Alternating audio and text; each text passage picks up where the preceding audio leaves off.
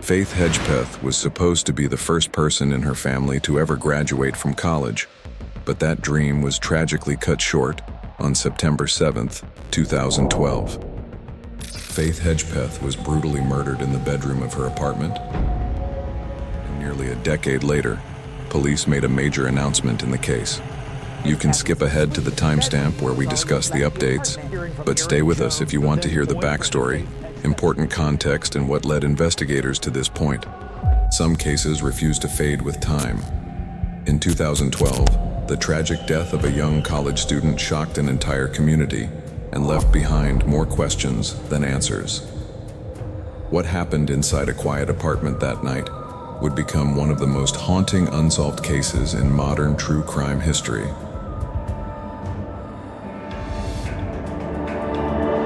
Welcome to Old Casebook, where we revisit real cases that continue to trouble investigators and families alike. Tonight, we explore the Faith Hedgepeth case, a long and painful road to answers.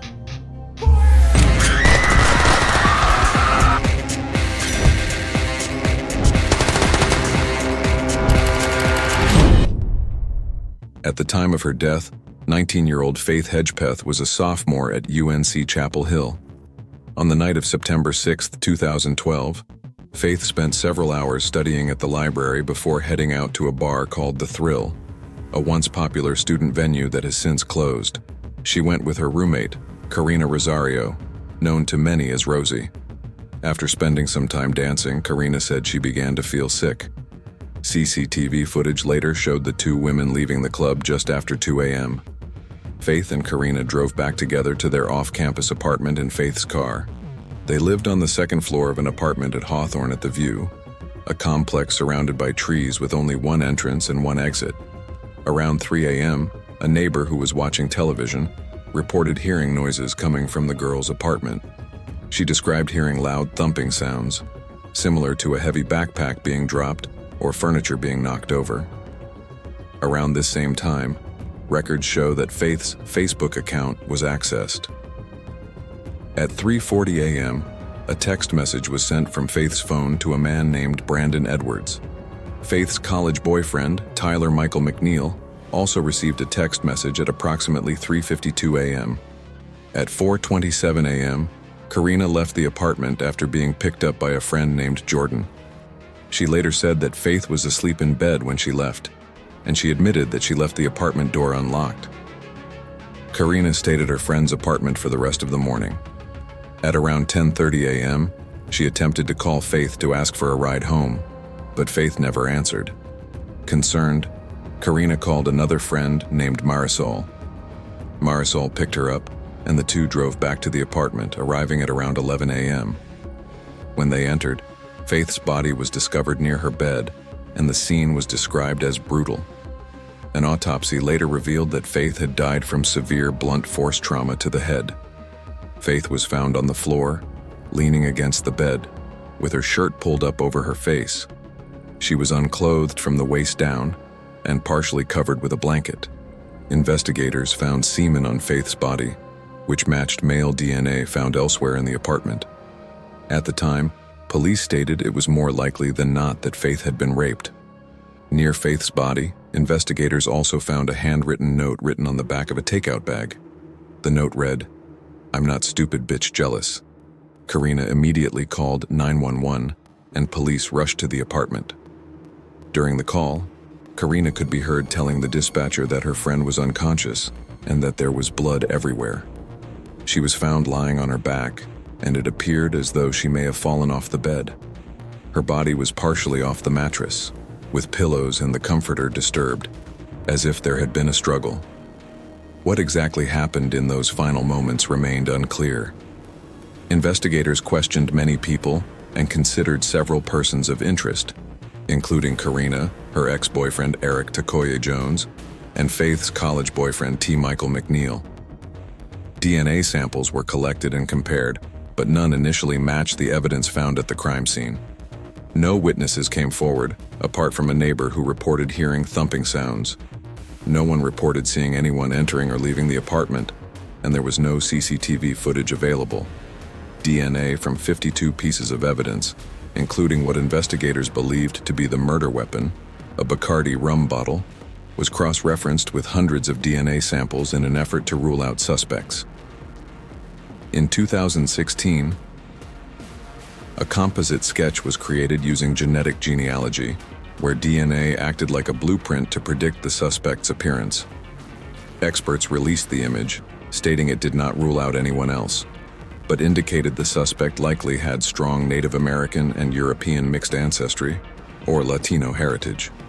Despite this breakthrough, several more years passed with no new leads, and Faith's case remained cold.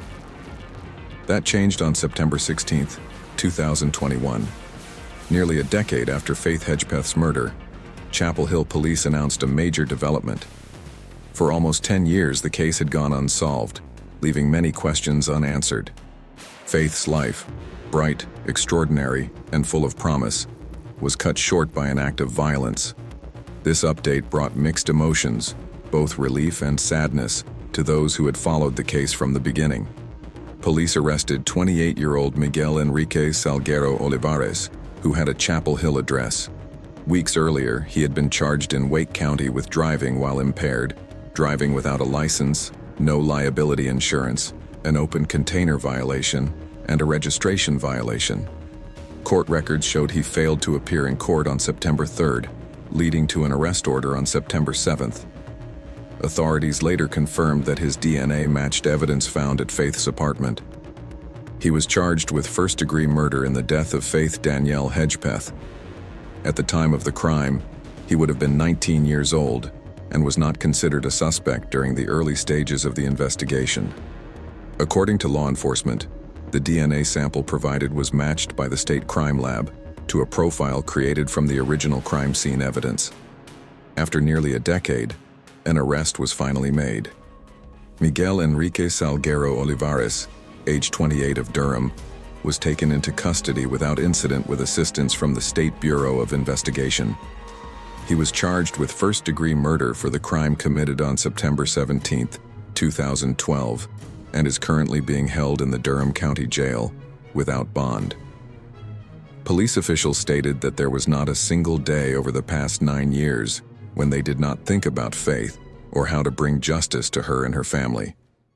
Chapel Hill police officers responded to a heartbreaking scene, one where a promising young life had been ended way too early. I know it has been extremely difficult for Faith Hedgepeth's family, friends, and community as the days, the weeks, the months, and the years have passed to hear over and over that we had not yet made an arrest. And throughout this investigation, as the anniversary of Faith's death would come and go, we promised to protect important details about this case and our investigation and keep them close to the vest so that when the time was right, we could present a strong case to the district attorney's office. We asked you to trust us. We promised you that we would one day make an arrest. And today we can report that we're making good on that promise. They spoke about learning who Faith was beyond the case, a young woman with a bright, infectious personality who touched many lives in Chapel Hill. Her legacy, they said, lives on through the people she knew and loved. Investigators emphasized that the case is still active, and their work is not finished. Any individual who played a role in or has knowledge of the crime will be pursued. Authorities have released few details about the relationship, if any, between Faith and the accused. More information is expected as the case progresses. It is also unclear whether additional charges, including a possible sex crime, will be filed. Court documents state that the defendant unlawfully, willfully, and feloniously killed Faith Hedgepeth with malice aforethought. He has one prior DWI conviction, no violent criminal history, and pending traffic charges. Faith's mother, Connie, spoke emotionally after the arrest, saying she cried tears of joy and relief.